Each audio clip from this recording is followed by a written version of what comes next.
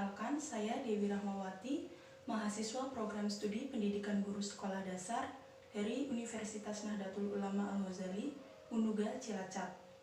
Pada kesempatan kali ini, saya akan mengadakan kegiatan belajar mengajar di dalam kelas, materi tentang interaksi belajar mengajar bahasa Indonesia di sekolah dasar. Mari kita simak bersama. Assalamualaikum warahmatullahi wabarakatuh. Waalaikumsalam warahmatullahi wabarakatuh. Hari ini kita akan belajar bahasa Indonesia, yaitu materi tentang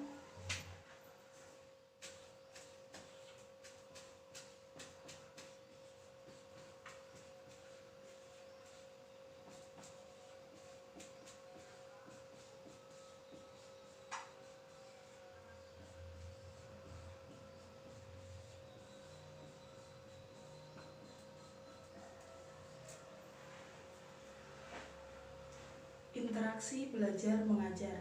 Di sini ada yang sudah tahu apa itu interaksi belajar mengajar? Tunjuk tangan. Belum. Oh, kalau begitu kita belajar bersama. Ibu akan jelaskan sedikit. Baik, Bu. Interaksi belajar mengajar, dari pengertiannya dulu. Pengertian dari interaksi belajar mengajar. Interaksi belajar mengajar atau interaktif edukatif atau yang lazim disebut dengan proses belajar mengajar merupakan sebuah inti dari kegiatan pendidikan di sekolah.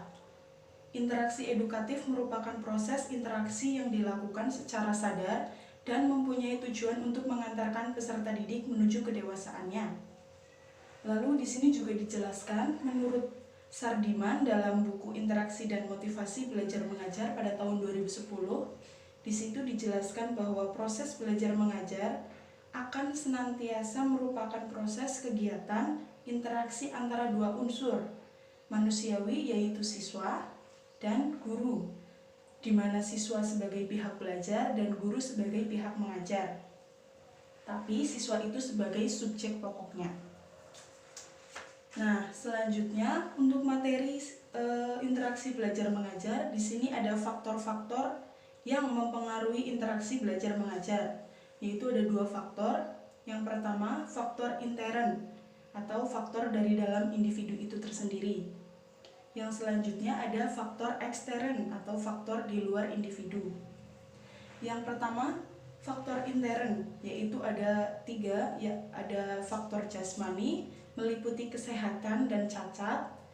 Yang selanjutnya, yang kedua ada faktor psikologis yang meliputi intelijensi, perhatian, minat, bakat, motif, kematangan, dan kesiapan. Nah, yang terakhir dari faktor intern ada faktor kelelahan. Selanjutnya di sini ada faktor ekstern, ada faktor keluarga, faktor sekolah, dan faktor masyarakat. Yang pertama, faktor keluarga meliputi cara orang tua mendidik, relasi antar anggota keluarga, dan keadaan ekonomi keluarga. Yang selanjutnya, nomor 2, ada faktor sekolah, yang meliputi metode mengajar, kurikulum, relasi guru dengan siswa, relasi siswa dengan siswa, keadaan gedung, dan metode belajarnya. Yang selanjutnya ada faktor masyarakat yang meliputi kegiatan siswa dalam masyarakat. Nah, yang terakhir di sini ada model interaksi belajar mengajar. Yang pertama ada komunikasi satu arah atau one way communication. Yang kedua ada komunikasi dua arah atau two way communication.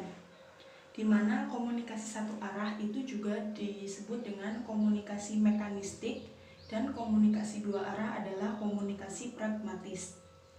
Nah, salah satu model komunikasi mekanistik tipe one way communication adalah metode ceramah di dalam proses pembelajaran, yaitu guru menyampaikan materi dengan siswa yang menyimak dengan baik, seperti yang sedang Ibu lakukan terhadap kalian. Ibu menjelaskan, kalian memahami dan menyimak dengan baik. Selanjutnya dalam metode ini siswa akan pasif ya, karena tidak ada timbal balik respon dari kalian, karena mereka hanya mendengarkan dan menghafal materi yang telah disampaikan oleh guru. Nah, selanjutnya metode komunikasi pragmatis. Menurut Fisher, itu tindakan atau perilaku orang yang berurutan dalam konteks waktu dalam sosial. Tindakan atau persyaratan tersebut merupakan ucapan, tindakan, atau perilaku. Komunikasi ini memiliki dua arah atau dua unsur, yaitu tindakan atau perilaku individu yang dipandang sebagai unsur fundamental fenomena komunikasi dan unsur waktu. Jadi dari urutan perilaku atau tindakan dari fase ke fase berikutnya membentuk dinamik ya, suatu sistem komunikasi. Untuk memahami komunikasi manusia dalam perspektif pragmatis, maka orang harus mengenali dan memahami pola-pola interaksinya.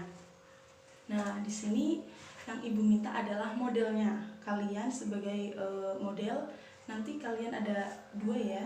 Jadi yang pertama adalah one way communication atau komunikasi satu arah. Yang kedua ada two way communication atau komunikasi dua arah. Nanti kalian akan memperagakannya, nanti Ibu akan mengkoreksinya. Seperti itu. Baik Bu. Contoh komunikasi satu arah atau one way communication. Jenis-jenis kalimat dalam bahasa Indonesia ada 3. Yang pertama, kalimat tanya. Kedua, kalimat perintah. Ketiga, kalimat larangan.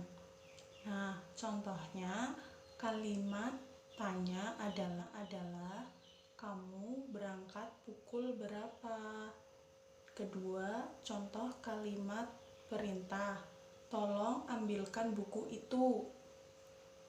Yang ketiga ada kalimat larangan, yaitu jangan masuk ke dalam karena berbahaya. Komunikasi dua arah atau two way communication. Kalimat menurut isi atau fungsinya dibedakan menjadi 5. Yang pertama, kalimat berita atau pernyataan.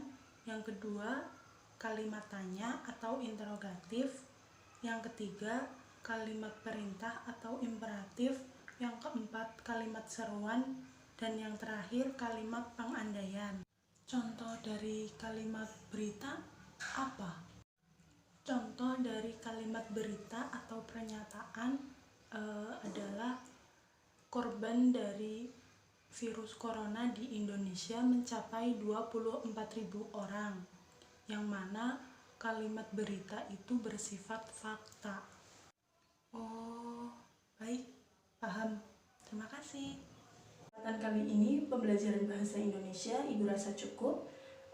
Lain kali di lain waktu kita akan belajar lagi mengenai materi yang lain. Ibu cukupkan sekian. Wassalamualaikum warahmatullahi wabarakatuh. Waalaikumsalam warahmatullahi wabarakatuh. Terima kasih Bu. Nah, setelah melihat video yang saya buat tadi, semoga video tersebut dapat bermanfaat untuk pihak yang membutuhkan. Saya cukupkan sekian. Jangan lupa kita akan bertemu di lain waktu. Saya cukupkan sekian. Wassalamualaikum warahmatullahi wabarakatuh.